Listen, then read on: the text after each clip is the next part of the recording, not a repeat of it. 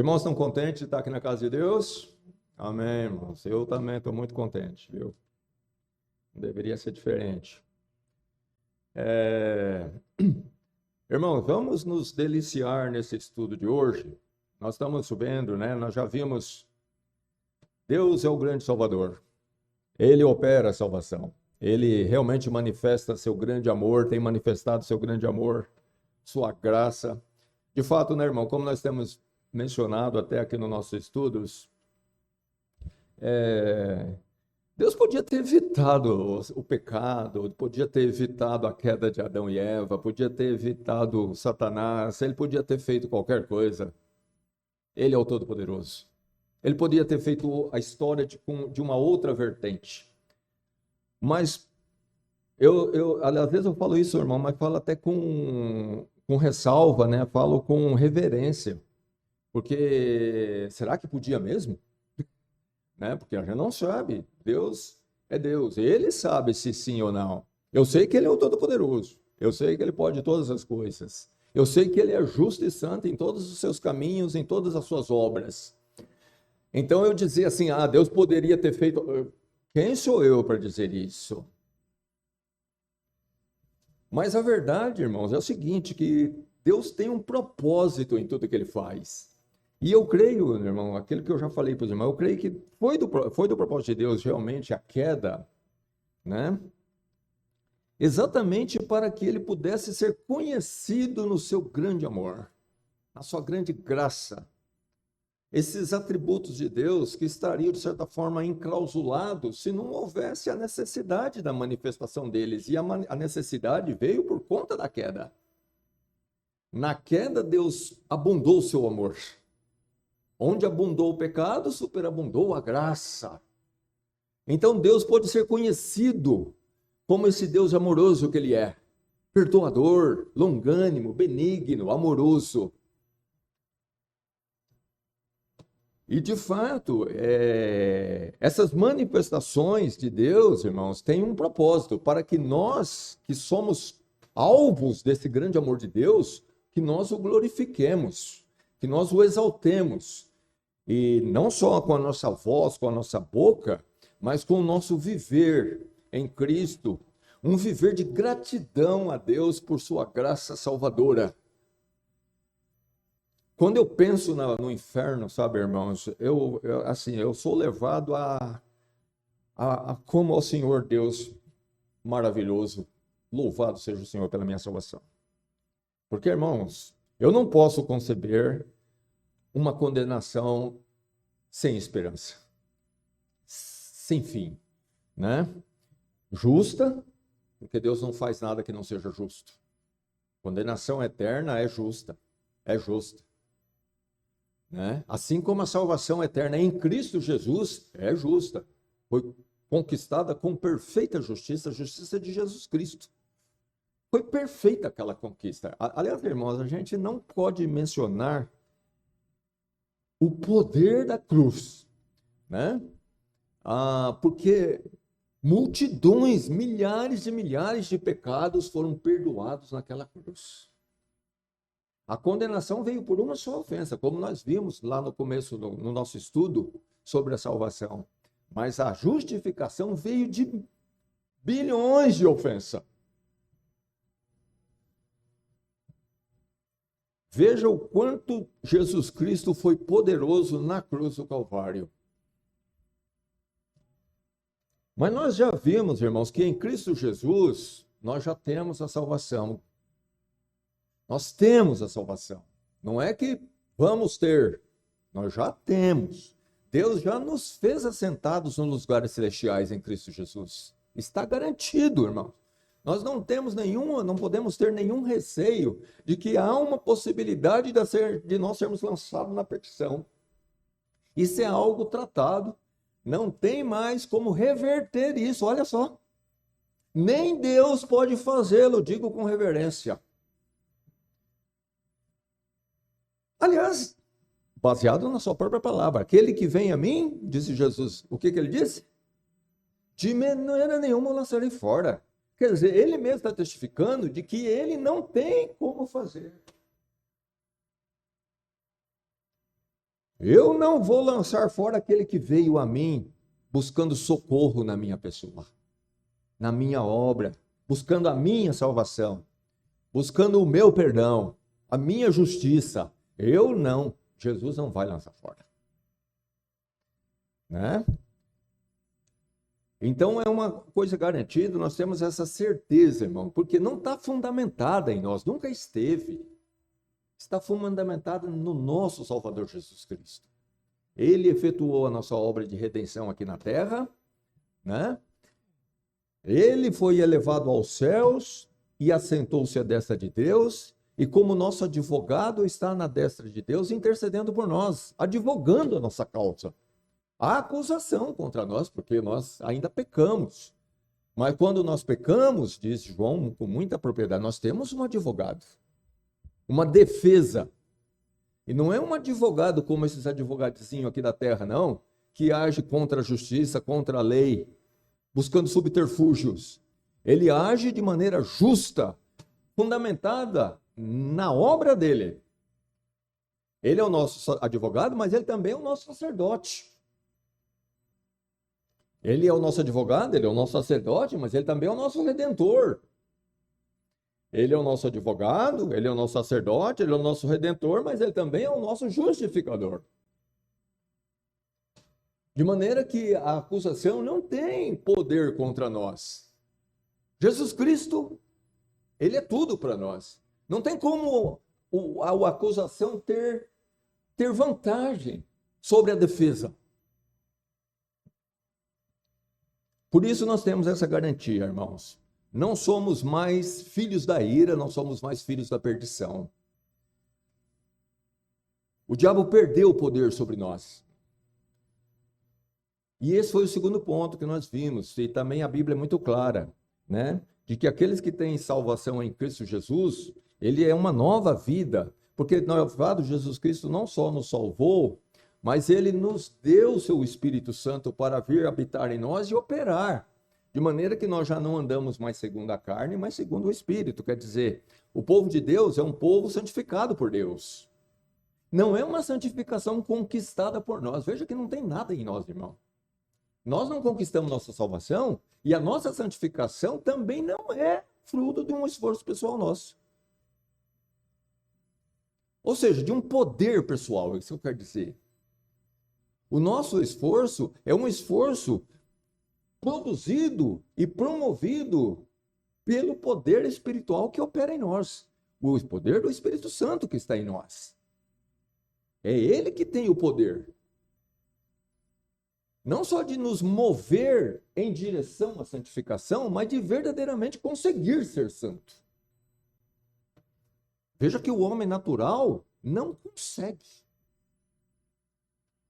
Às vezes a gente fica impressionado, né, irmão? Como pessoas vêm para a igreja, não nessa igreja ainda, né? Somos novinhos, mas tem igrejas aí onde pessoas frequentaram os cultos por 20, 30 anos e morreu sem manifestar fé em Jesus Cristo.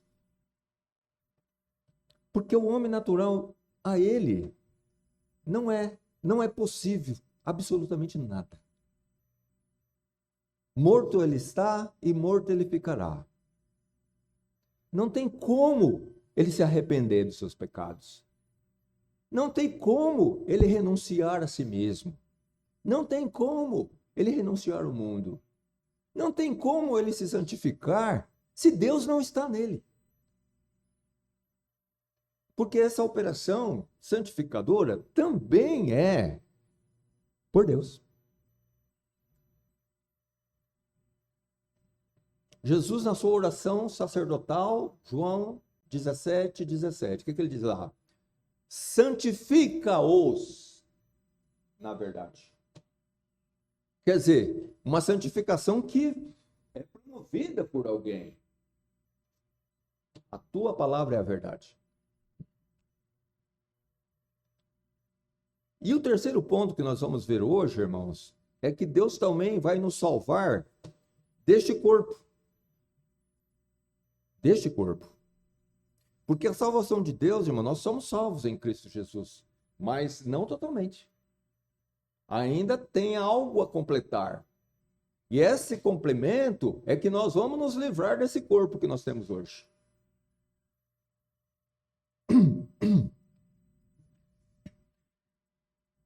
É a glorificação do nosso corpo, irmãos, né?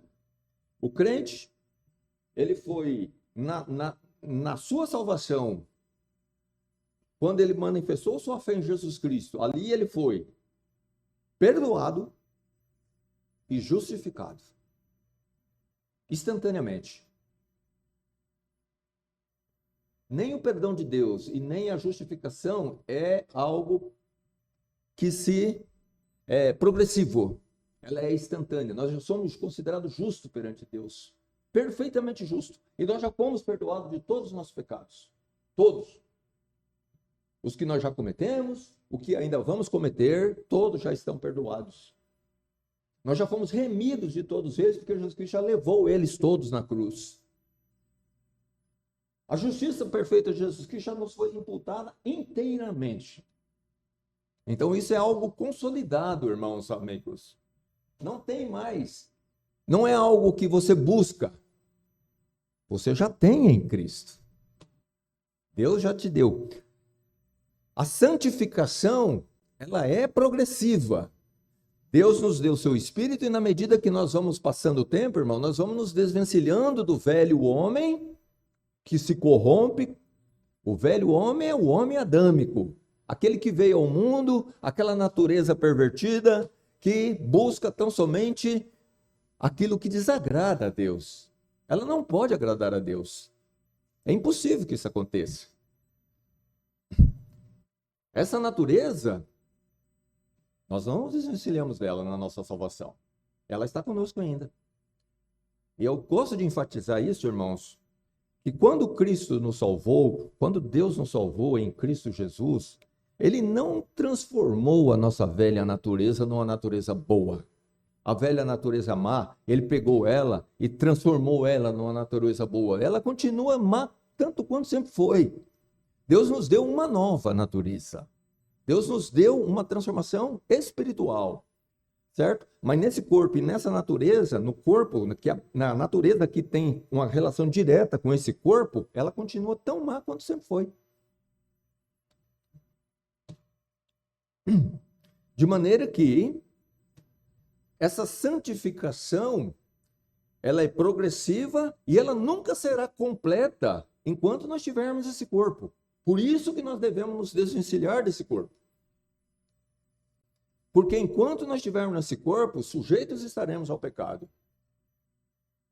Há uma batalha, né, irmão? Como está lá em Gálatas, no capítulo 5, nós não podemos deixar de lembrar, irmãos, de que a carne conspira contra o Espírito Santo e o Espírito Santo contra a carne para que não façamos o que queremos. Como crentes em Cristo, nós temos prazer em Deus na santificação. Mas eu vou te contar, não menospreze que existe uma natureza dentro de nós, aquela que nós trazemos conosco quando viemos ao mundo, que ela não quer fazer a vontade de Deus. Ela não quer se sujeitar a Deus. Ela não vai se sujeitar a Deus. E ela sempre vai estar fazendo propostas contra a palavra de Deus. Especialmente em momentos críticos. Onde a gente está naquele beco sem saída. O diabo se vale da nossa natureza. Ele sabe da fraqueza que existe na nossa carne. Ele vai, né, também mexer, né, as coisas para que a gente chegue numa condição onde que parece que a única saída é dar ouvidos à carne do pecado.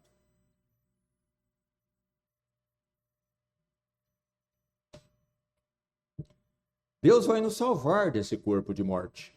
Veja, lá em Romanos, abra lá, capítulo 7. Primeiramente, vamos ler aqui.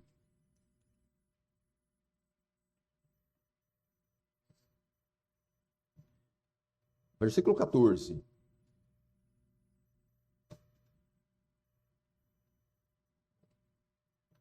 Diz assim, porque Paulo falando aqui aos romanos, né, a igreja de Roma, porque bem sabemos que a lei de Deus aqui, né, é espiritual, mas eu sou carnal, vendido sob o pecado. Porque eu não faço, porque o que faço não aprovo. Pois o que quero, isso eu não faço, mas o que aborreço, isso eu faço. E se faço o que não quero, consinto que a lei que é boa, ou seja, ela é justa. De maneira que agora já não sou eu que faço isso, mas o pecado que habita em mim. Olha só que coisa interessante isso, irmão. Porque eu sei que em mim, isto é, na minha carne, nesse corpo, atrelado a ele, não habita bem algum.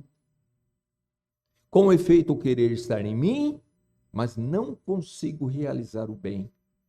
Quer dizer, não consigo deixar de pecar.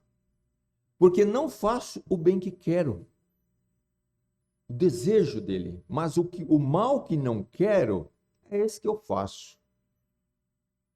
Ora, se eu faço o que não quero, já não faço eu, mas o pecado que habita em mim.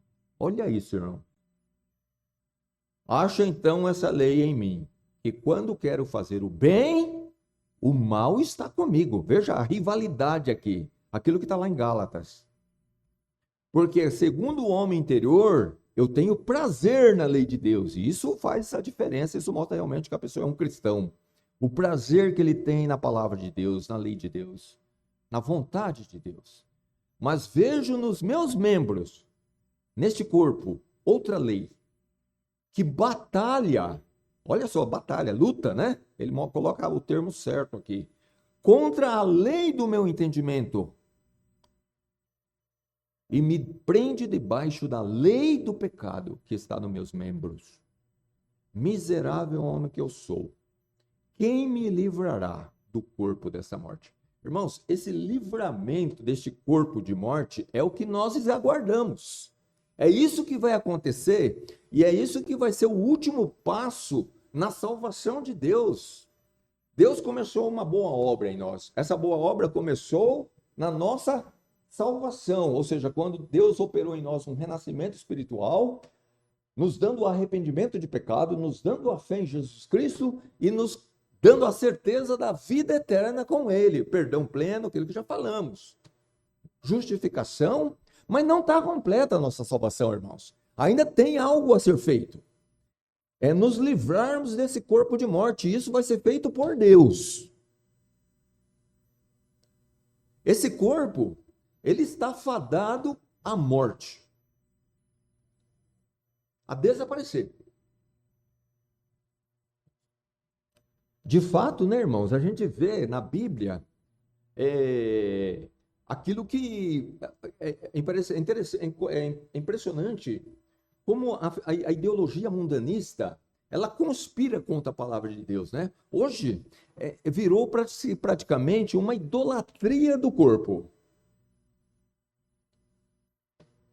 Você tem que proteger seu corpo, você tem que mantê-lo, você tem que fazer tudo por ele, de maneira que as pessoas, hoje o que mais tem é academia, elas se proliferam, né? E assim, não é que a pessoa vira, na verdade, é muito mais do que saúde, é vaidade pura. É vaidade. É um cuidado com o corpo. Eu não estou dizendo que não deve cuidar. Mas nós temos que ter uma mentalidade totalmente diferente da do ímpio, irmão. O ímpio cuida do seu corpo porque ele venera seu corpo. Nós devemos cuidar do nosso corpo porque ele é templo do Espírito Santo. É totalmente diferente os propósitos. Nós temos que cuidar desse corpo para usá-lo a serviço do Senhor com saúde. Para tanto, o ímpio, ele quer mostrar, ele é vaidade, ele quer se promover a si mesmo, promover seu corpo, se mostrar mais bonito do que o próximo, mais atraente, ter do que se gabar. Mas não deve ser assim o justo. O justo, ele preza por seu corpo, Porque por meio dele, Deus opera, Deus mora nele. Deus mora em nós, irmãos. Isso, às vezes, eu não consegui até hoje assimilar isso, irmão, de fato, na sua inteireza. Como o Deus Todo-Poderoso está dentro de mim.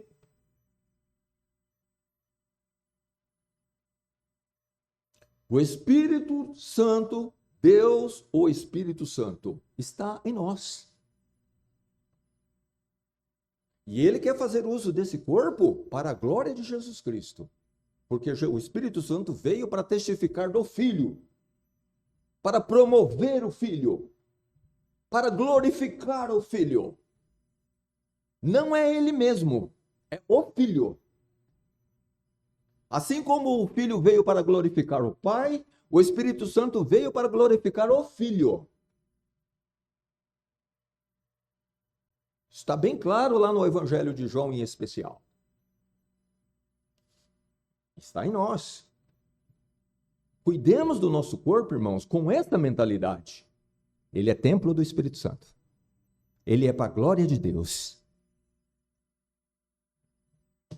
Por quê? Fora disso, é aquilo que Paulo acabou de dizer aqui, que não só se diz respeito a ele, mas a todos nós, irmãos. Esse corpo aqui, o que habita nele é o mal. Você vê que essa luta que Paulo tinha não é a que nós também temos, irmãos. Você não tem essa luta? Todos nós temos, eu testifico que eu tenho, e muita. Às vezes eu falo querer arrancar o cabelo, pena que não tem mais, né? Mas a verdade, irmãos, é que o mal, você não quer fazer o mal, você não quer desagradar a Deus, mas é impressionante o poder do mal que está dentro de nós. Se não fosse pelo poder de Deus, irmãos, nós não teríamos chance alguma. Nós temos que ter misericórdia do ímpio. Sabe por que ele é o que é e faz o que faz? É porque ele é um escravo da maldade. Aliás, irmão, eu vou dizer uma coisa. Não tem homem livre. Não tem pessoa livre. Ou ele é um escravo do pecado, ou ele é um escravo da justiça. Mas ele é um escravo. Não tem homem livre. Nesse sentido. Quando Cristo nos liberta, ele nos livra da escravidão do pecado. Mas, consequentemente, nós somos presos e se tornamos os escravos da justiça. Porque não queremos, não conseguimos nos desvencilhar do poder operador do Espírito Santo que está em nós. E nem queremos. Nos tornamos escravos da justiça. Mas esse corpo de morte, irmãos, é o nosso corpo aqui, tá? É esse corpo que nós estamos nele agora. Lembremos-se sempre disso, para não darmos a ele mais do que ele merece. Rapidamente, um ponto importante aqui, irmãos, é o seguinte. Eu considerei isso aqui importante. Quando alguém pode ter mau entendimento. Quando Paulo fala aqui no versículo 14, mas eu sou carnal, não é que ele era uma pessoa que vivia na prática do pecado, não. Ele foi liberto do domínio do pecado, assim como nós, irmãos. Nós pecamos. Carnal naquele sentido que, ou seja, nós estamos nesse corpo de pecado, nessa carne, a carne do pecado, aonde habita o pecado, aonde opera esse mal, né? Então, assim, ele está falando da sua essência, do seu, né, que faz parte da constituição da sua pessoa. Existe um espírito regenerado, mas existe um corpo dominado pelo pecado. De maneira nenhuma, Paulo era um costumaz pecador. Quando a pessoa fala, o fulano é um crente carnal, não é nesse sentido que Paulo está dizendo que ele era carnal, não. Ele era foi um dos homens mais santos que teve na face dessa terra depois da sua conversão.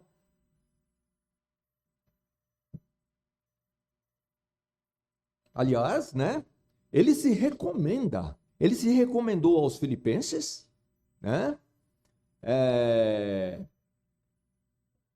Quando ele diz, sede também meus imitadores, irmãos, e tende cuidado, segundo o exemplo que tendes em nós, pelos que assim andam. Filipenses 3,17. Quer dizer, uma pessoa que fala assim, sede meu imitador, é porque ele é exemplo, ele não anda, o viver dele é um viver segundo Cristo. Eu vou dizer uma coisa, irmãos, é triste, mas talvez se eu perguntasse aqui para a congregação, e eu estou no meio dela, se nós nos sentiríamos à vontade ou com a liberdade de dizer, seja meu imitador. Será que alguém aqui estaria nessa condição? Olha, eu vou dizer uma coisa, irmão, Paulo era um homem como nós. Então, se foi possível a ele, também é possível a nós.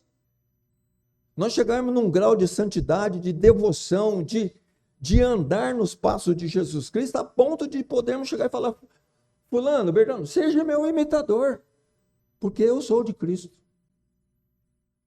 Quer dizer, não que a pessoa está seguindo aquela pessoa, mas, na verdade, o que Paulo estava dizendo aqui, ele fala, olha, se você seguir o meu exemplo, você está seguindo a Jesus Cristo, porque eu sigo a Jesus Cristo. É isso que ele está dizendo. Lá em Coríntios ele fala, sede meus imitadores como eu de Cristo.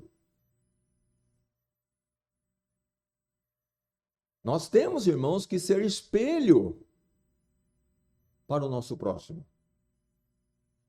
Mas, infelizmente, e é lamentavelmente mesmo, talvez nenhum de nós hoje, talvez estejamos nessa condição. Não que nós não somos exemplo em nada. Se nós não formos exemplo em nada, então nem cristão nós seremos. Nossa conduta de vida, ela tem que mostrar que nós somos cristãos, que somos homens e mulheres de Deus. Sempre uma passagem que eu gosto muito, irmãos, como exemplo disso, é o da Sunamita e do Eliseu, né? Onde o Eliseu estava sempre passando ali por Sunem, né? Ele viajava muito, ele andava muito, né? E ele estava passeando, de vira e mexe, ele passava por aquela cidade chamada Sunem. E aquela mulher notou o Eliseu. E a conclusão que ela chegou é que, pelo que ela percebeu nele, a conclusão era uma só: esse homem é um santo homem de Deus. Que maravilha isso, irmãos. Já pensou se o nosso vizinho poder chegar a essa conclusão em relação a nós? Nosso parente, o povo do nosso trabalho, da nossa escola, do nosso lazer. Mas esse é o alvo. Esse é o alvo. Então, irmão, Paulo não era de maneira nenhuma um pecador costumaz, não. Quando ele fala que eu sou carnal, é naquele sentido de que todos nós somos, no mesmo sentido que todos nós ainda somos. Ou seja, vendido como escravo ao pecado, por meio desse corpo.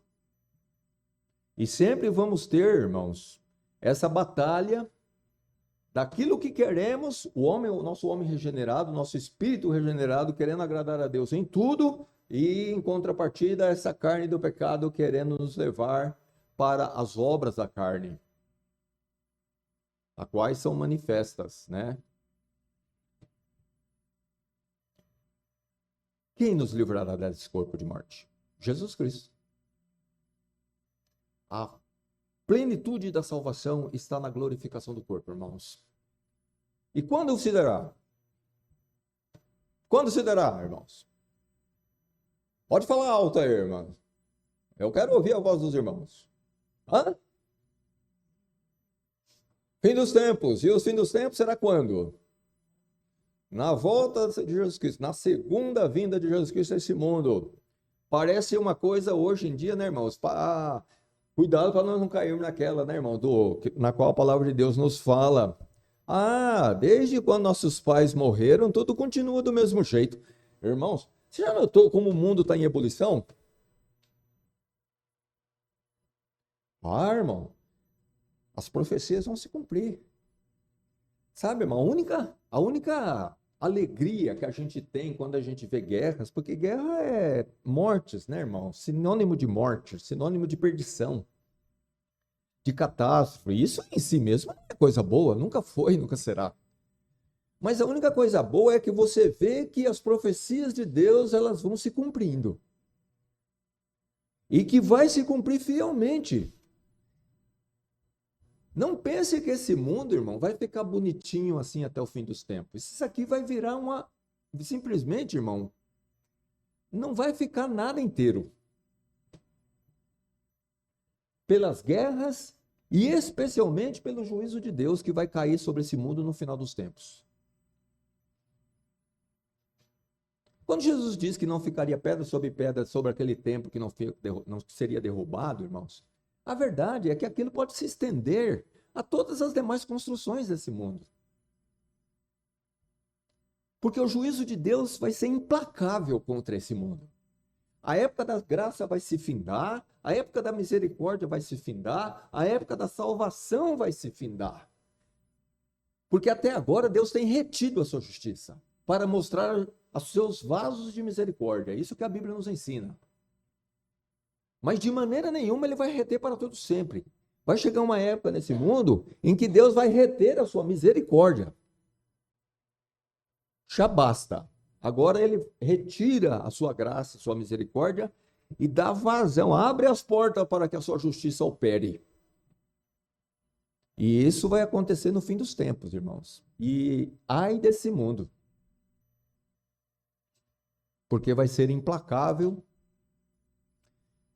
Está lá em Apocalipse, basta ler lá. Assim como em alguns outros livros.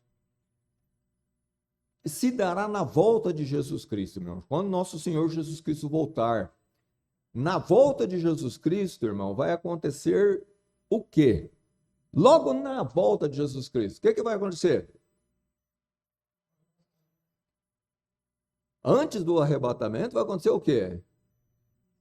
A primeira ressurreição. Consideremos que teremos duas ressurreições, né? Logo na volta de Jesus Cristo, quando Jesus Cristo aparecer nos céus, irmão, com poder e grande glória, para reinar, a primeira coisa que vai acontecer é a ressurreição dos mortos. Mas não de todos os mortos, somente dos salvos. Somente dos salvos. Então vai ser a consumação da nossa salvação, irmão, que começou com a nossa regeneração espiritual, ela vai se dar na volta de Jesus Cristo. Um irmão, leia lá, 1 João capítulo 3, versículo 2, rapidamente.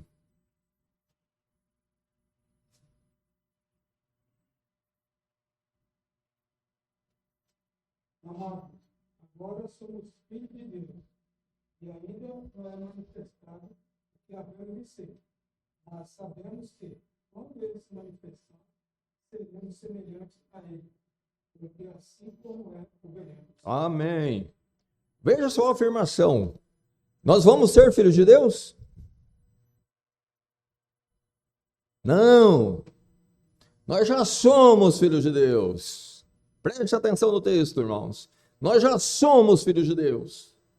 Amados, agora nós, amados, peraí, eu fui para Romanos aqui, agora somos filhos de Deus, e ainda, mas olha só, veja bem, nós somos filhos de Deus, mas ainda tem algo a se consumar, não é manifestado o que havemos de ser, ou seja, irmãos, não está completo, esse processo de adoção ainda tem partes a ser cumprida. E essa parte a ser cumprida é a salvação do corpo, da qual ele está falando aqui. Nós já somos filhos de Deus, mas não na inteireza. Porque esse corpo não faz parte da filiação de Deus. Esse corpo é dessa natureza, é desse homem velho. Ele não faz parte da salvação de Deus. Deus não morreu para salvar esse corpo.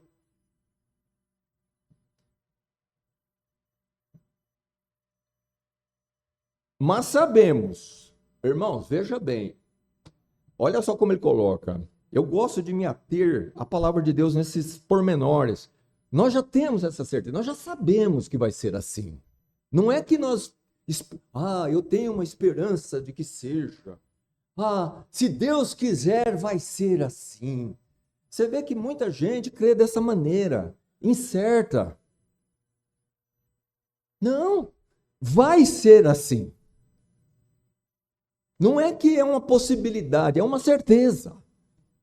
É isso que nós temos que nos agarrar, meus amados irmãos, para que nós não sejamos facilmente demovidos. Ou de facilmente a gente ser colocado numa condição de mais de incrédulo do que de crente.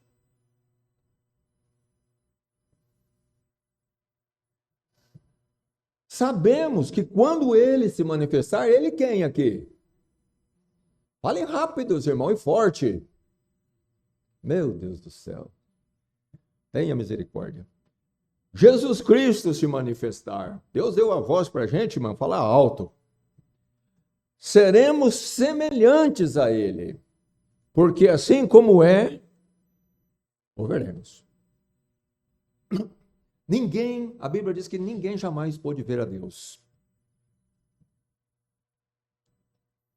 e ficar vivo. Mas nessa condição de transformados, nós poderemos. Assim como ele é, nós o veremos. Não vai ser uma coisa com limitação, irmão. Não vai ter mais essa limitação. Moisés quis ver a Deus, mas não pôde. O desejo do servo fiel, como era Moisés, era ver a Deus. Os servos fiéis de Deus, né, irmão, eles têm uns desejos meio estranhos aos que não são tão fiéis assim, né? Eles querem coisas que parecem... ver a Deus? Que é isso, né? Que graça tem ver a Deus? Eu quero é riqueza. Eu quero é que Deus me dê glórias. Mas o servo fiel, bastava para ele ver a Deus.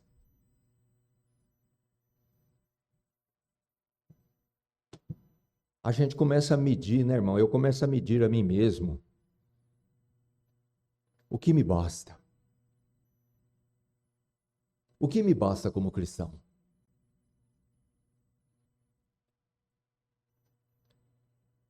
Para mim, que dar graças e glórias a Deus todos os dias. O que me basta? Está precisando de mais coisa? Deus precisa manifestar mais alguma coisa? Senão, para mim, não vai ser suficiente para que eu lhe dê toda a glória e honra.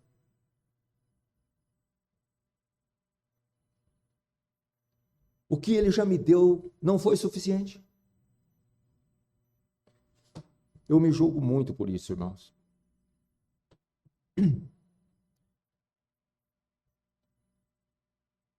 Porque assim como ele é, o veremos.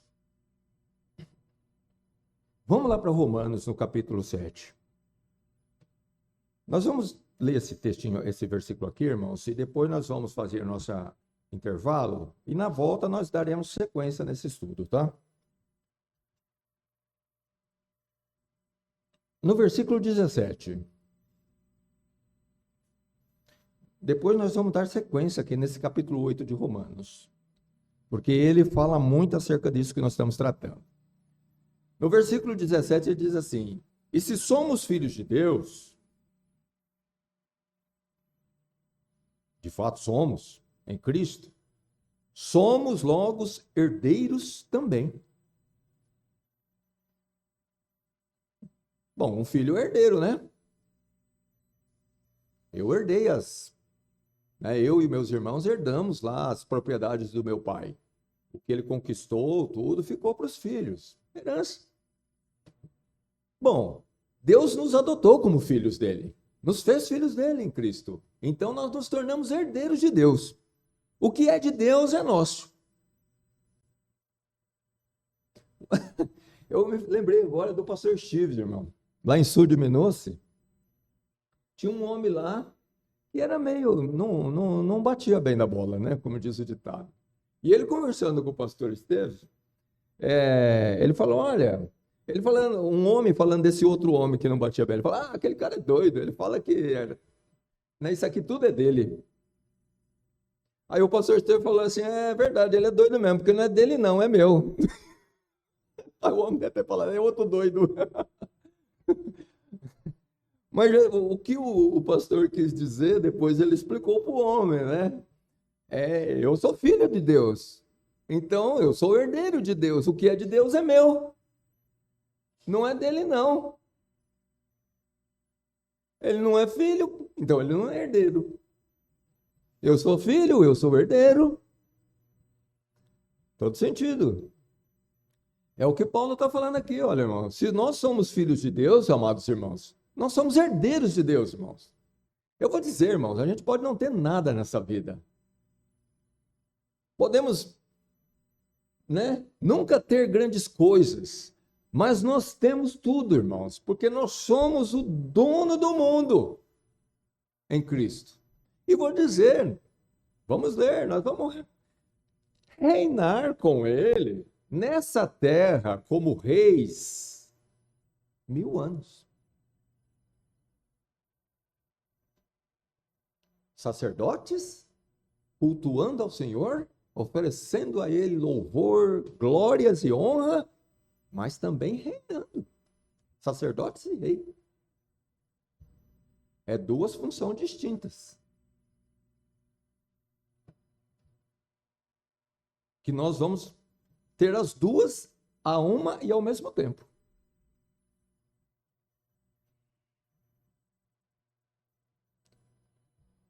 Somos também herdeiros de Deus e co-herdeiros de Cristo, se é certo que com Ele padecemos, para que também com Ele sejamos, o quê? Glorificados, irmão, glorificação, salvação desse corpo. Aqui, irmão, como Cristo padeceu no corpo, é importante, nós também vamos padecer no corpo como cristãos. Jesus padeceu no corpo porque Ele obedecia a Deus. Nós padecemos porque obedecemos a Deus, não ao mundo, não ao diabo, não à ideologia desse mundo. Nós temos uma única regra de fé e prática, nós seguimos a palavra de Deus. Por isso que Paulo fala aqui, né? Quer dizer, nós somos crucificados com Cristo. É certo isso? Então nós também somos herdeiros de Deus e vamos ser glorificados com Ele, né? Assim como ele foi, assim como ele morreu, e quando ressuscitou, já não era mais aquele corpo de morte que Jesus, aquele corpo mortal que nasceu por meio de Maria. Já era um corpo dado por Deus a Jesus Cristo pelo Espírito Santo. A pessoa do Espírito Santo, irmão, vamos dizer assim, a parte da Trindade que opera na prática as coisas. É Ele quem faz. É Ele que realiza realmente. Né? É Ele que faz a aplicação da vontade de Deus, sendo Ele mesmo Deus. Então, a primeira coisa, irmãos, que nós vamos herdar em Cristo Jesus é um corpo semelhante a Ele, ou dele. Primeira herança que Deus vai nos dar é o corpo semelhante ao de Cristo, um corpo de glórias. Vamos fazer um intervalo de 10